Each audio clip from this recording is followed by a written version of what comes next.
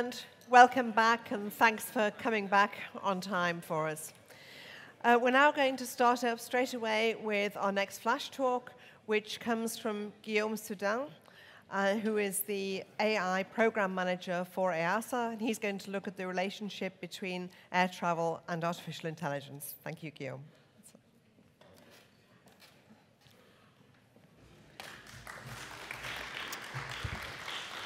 Thank you, Janet, and good afternoon, ladies and gentlemen.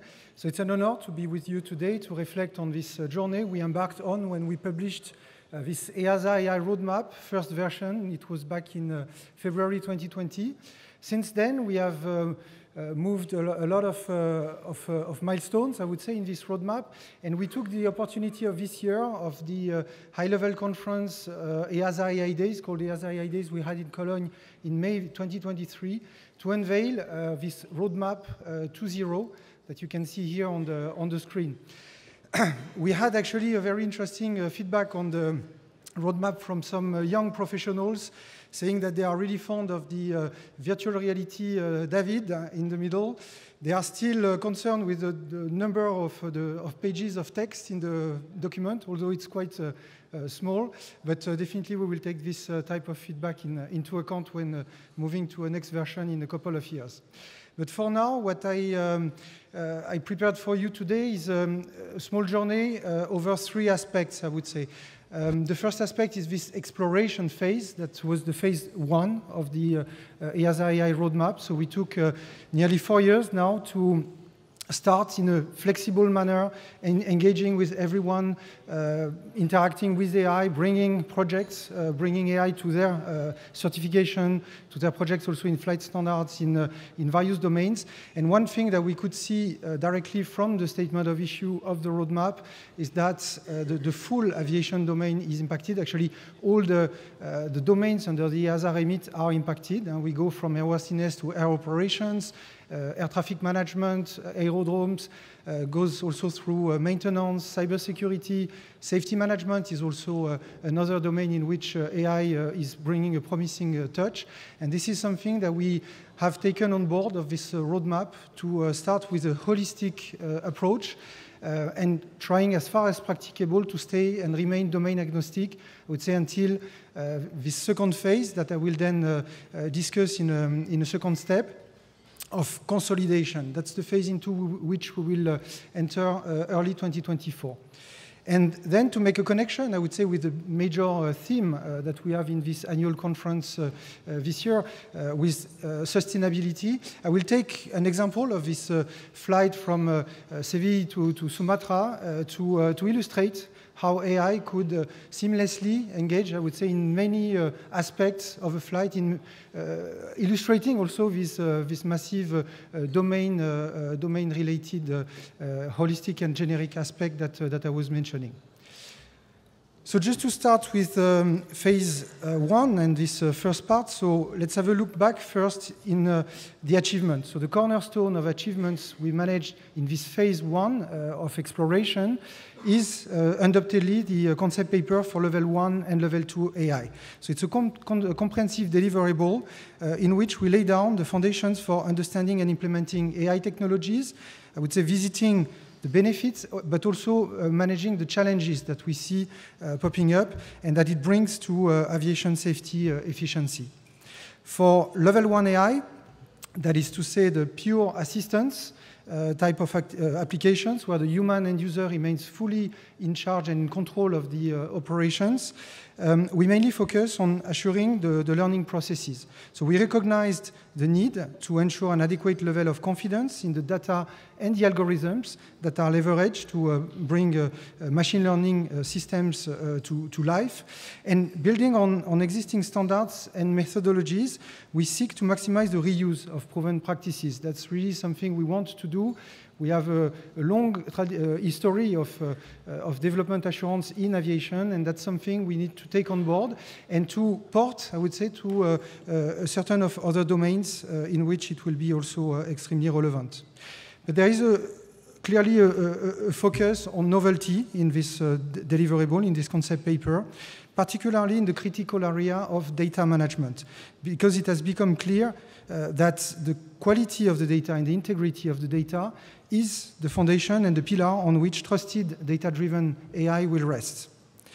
The concept can be expanded then to the notion of knowledge management. If we think about other types of AI approaches, we think a lot about machine learning, deep learning, because that was the initial reason for engaging in this roadmap and in this work.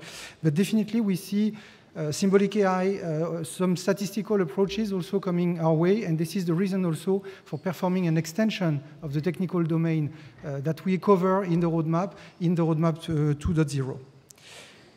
Any approach that would be ignoring these essential steps, process steps that I was mentioning with data management, future aspects of knowledge management, would, if we ignore those aspects, we would rely solely on a system-level verification, and clearly we would miss the essential verification steps of the robustness and generalization capabilities that we are looking for when performing and embedding AI models.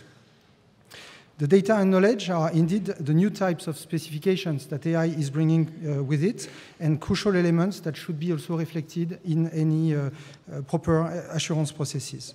So we found out also, on a different note, on the human factors aspect, that level 1, for level 1, the pure assistance systems, we are still engaged in type of systems that are, let's say, interfacing in a relatively traditional way with the human end users. That's where we found out that more guidance than on human factors beyond the explanation on the output of the systems is not necessarily needed. So we focused a lot on this notion of AI explainability in the level 1 and in the issue 1 of the concept paper. But as we venture into level 2, and level 2 AI is the concept of human AI teaming, so collaborative, cooperative or collaborative AI. So we consider here systems that are capable of decision-making in a certain independence, still with the oversight of a human end user, but that's bringing us definitely to other horizons. The seamless integration of this cooperative or collaborative artificial intelligence in the operational environment of pilots or air traffic controllers, for instance, will require additional guidance in the field of human factors. And this is the reason why we have engaged with experts in that field in order to ensure an harmonious collaboration between the human end users and the AI-based systems. So you can understand that this level 2 type of AI is bringing a lot of new challenges, a lot of new questions as well that we need to take on board. But beyond the technological aspects, we have also to consider other aspects of huge importance, which are, let's call them ethical aspects. And let's face reality. There is a growing fear that comes related to the ramping up of artificial intelligence in our societies. We saw all this letter from May 2023 from two fathers of the deep learning, Yoshua Bengio and Geoffrey Hinton, that were also signed by hundreds of executives and high-rank researchers in AI. And this is nothing but a call for a global regulation to deal with this trustworthy framework for critical applications. And we all are getting in touch with applications like ChatGPT. That's exactly where we can see a huge potential of AI, but also a huge, let's say, threat that might come with it. And this is where I strongly believe, that's my strong belief, that bringing an AI trustworthiness framework is actually the best answer that we can bring for any safety-related, safety-critical deployment of AI. Again, in whatever domain of aviation we are considering. So that's where we come to the second part of my talk, which is the preparation of this phase 2 for the framework consolidation. As we move into this phase 2, we are focusing now on consolidating the trustworthiness framework of AI that I was mentioning we developed in the exploratory phase. So by developing rigorous rules and supporting industry standards development activities, we aim to establish a reference for AI in safety-related applications. This is something that cannot happen in isolation. That was also the motto in this first exploration phase. We have to work and engage with a number of stakeholders stakeholders in the aviation domain, whether research, industry, of course, but we have also to engage with our partner authorities. There is a lot of work to do and to consolidate together. The EASA AI concept paper serves as a benchmark and lights the way towards the first certification and approvals. Notably in the field of airworthiness, we published in 2020 the first ever AI special condition. So it was calling this first revision of the concept paper that I was talking about and bringing requirements upfront to industry here in the field of general aviation type of applications. And that was bringing the requirements, I would say, early enough in the process. Some of you might be familiar with this roadmap we have in the document that I was presenting before. We started in 2019 to get the first applications, and we had to prepare early enough so that by 2025, which is the date at which we set the crystal ball of the first certifications, we had, of course, to deploy and prepare requirements much earlier than that, so that our industry can prepare for the first certifications. The rulemaking phase, that's a very important and crucial part of this phase 2 of consolidation, is scheduled to begin early 2024. It represents a pivotal moment in the journey. It marks actually the transition from conceptual foundations to concrete regulatory requirements. This phase will bring to life the objectives outlined in the EASA AI concept paper, transforming them into tangible rules, and, very important, that was mentioned in the previous panel, in terms of acceptable means of compliance. We have to anticipate that, and this is actually what we do by also engaging on the standards development working groups, notably EUROCAE, SAE, WG114, G34, but also with other bodies like CENELEC for the EU AI Act standardization. And this is a very important aspect to prepare not only the requirements, the performance-based and the safety, I would say, related requirements, but also anticipate the acceptable means of compliance. And this is another thing in which research is a key. We engage, for instance, under the Horizon Europe or CESAR 3 frameworks in a number of very important projects, and we launched, together with a consortium led by Airbus Protect, with the LNE and Numalis, the so-called MLEAP project, Machine Learning Application Approval, which is one of the testimony that we don't only set the scene with a set of requirements, like what we call this learning assurance process, but we also investigate the tough objectives that we have set up, and where we know that even research is not at speed to demonstrate, for instance, generalization guarantees or even robustness of certain models when they start to be very, very complex, like the famous neural networks in deep learning.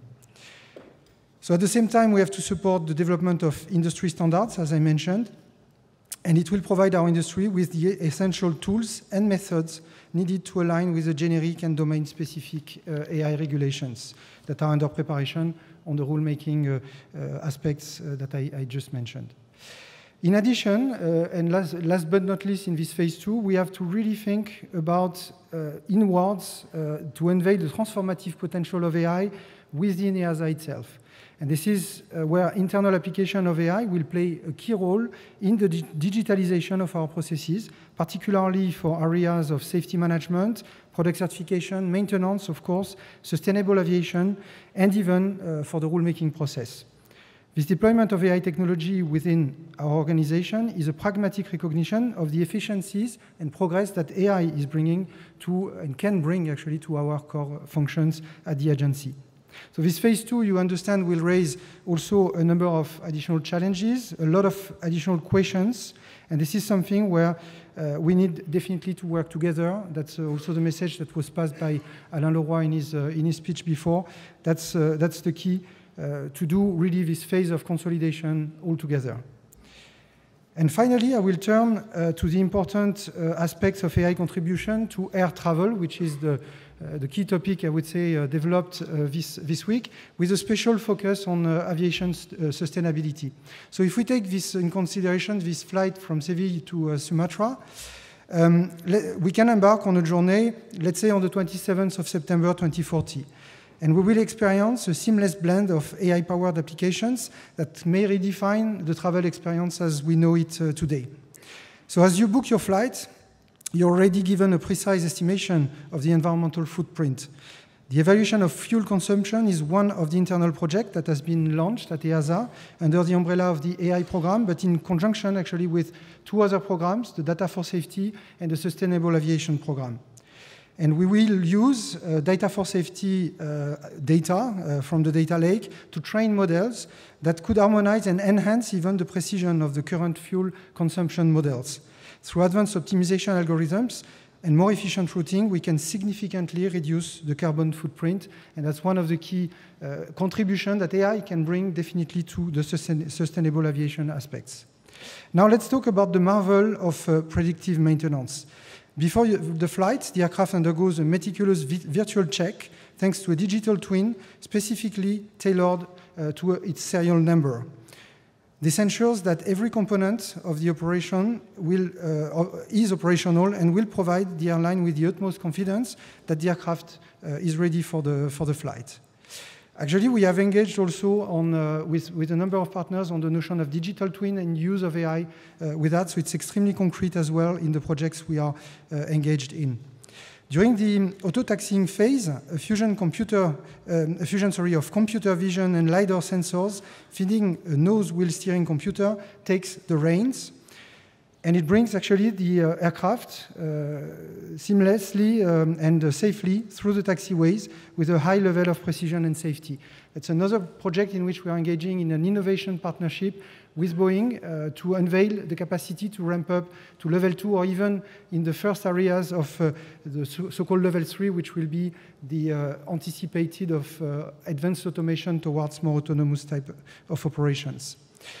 As we depart from Sevilla, AI-based flow management takes center stage to validate the departure slot, and this ensures a smooth and efficient takeoff, allowing to begin the adventure with precision. As we soar towards Sumatra, an optimized 4D trajectory charts the course. Through the power of AI, any potential conflicts en route are swiftly identified and resolved, creating a seamless path through the Singapore Flight Information Region. Actually, why I talk about Singapore? Because we signed a memorandum of understanding with the ATM Research Institute in Singapore, and they are exactly working on this topic of automated conflict detection and resolution services, let's say, through reinforcement learning, which is another advanced type of learning technique we will take on board of the concept paper in a foreseeable future. As we approach Kuala Lumpur International Airport, the airspace is automatically managed to accommodate the arrival under the supervision of a human air traffic controller and in coordination with the local AI-powered U-Space managing air taxis and delivery drones around the city of Medan. That's a quite important also aspect to consider. There will be an integration aspect, and the human will stay in the loop. That's a human-centric approach we developed in the AI roadmap. The human will stay in the loop, at least for any operations where the human is a crucial element today. When I talk about U-Space, that's another example where possibly the human might not make it, I would say, to U-Space operations, but that's another difficulty we have to consider in this level 3 aspects, which is for 25-26 horizon. On the morning of the arrival, automated runway inspection took place, removing a remaining foreign object debris from the runway 05. This ensures a smooth landing, leaving no room for unexpected surprises. And as we approach the final phase of the journey, computer vision takes the lead again, once more, guiding the aircraft for an auto-land approach under the careful monitoring of the single pilot aboard. This advanced technology ensures a precise and controlled landing, even in challenging wind conditions. And finally, as we reach the apron, automated management ensures a seamless transition from the taxiways to the tarmac. The meticulous orchestration guarantees a swift arrival, and we are primed for an unforgettable experience at the EASA Annual Conference 2040 in Medan. So you're invited, can be invited if our management takes this location seriously for 2040. So this is a journey that showcases how AI can really ramp up in various aspects. And the key point being, again, this AI trustworthiness framework. At different levels, I would say, of safety, let's face reality. We have a number of tools already in domains like airworthiness, in ATM. We have probably a lack of tools from another perspective of development assurance for systems in other domains. So we have to create something within the phase 2 that I was describing before, that is a seamless integration to any domain of the right level of AI trustworthiness in the different applications as they are, let's say, deployed. Another point, and I see that my time is elapsing slowly, another very important point is to take into account the impact of AI itself on the environment. If we want to consider sustainability, it's one of the discussions that was in the previous panel. We have to think also holistically, really from all the data servers that we use to train massive deep learning approaches. And there are a lot of technological steps also to do on this side, for instance, related to frugal AI, meaning using much less data to train models in a seamless or as efficient way as we do today with massive amount of data, millions, billions of data. So this is another path we need to engage in, and that's something we take into account and we will take on board of our work within the EASA AI roadmap.